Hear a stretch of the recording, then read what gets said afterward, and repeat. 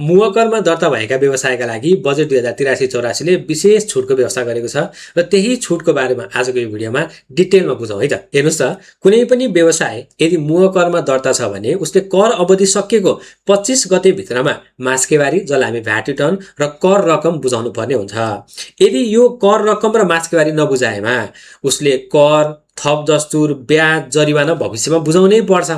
यसै सन्दर्भमा अहिले के छुट आयो भने यदि कुनै व्यवसायले 2082 चैत्र मसान्त यसको विवरण र कर कहिले बुझाउनु पर्थ्यो? वैशाख 25 सम्म बुझाउनु पर्थ्यो। यो समय त सकिसक्यो भनेपछि अब त ब्याज, जरिवाना सबै लाग्ने भइसकेको थियो।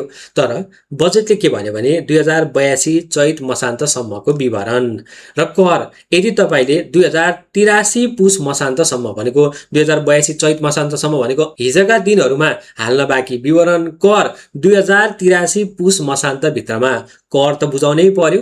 त्यसमा 1% एक्स्ट्रा, सोको 1% तपाईले बुझाउनु भयो भने त्यसमा लाग्ने थप दस्तुर, ब्याज, जरिवाना सबै मिनाहा हुनेवाला छ।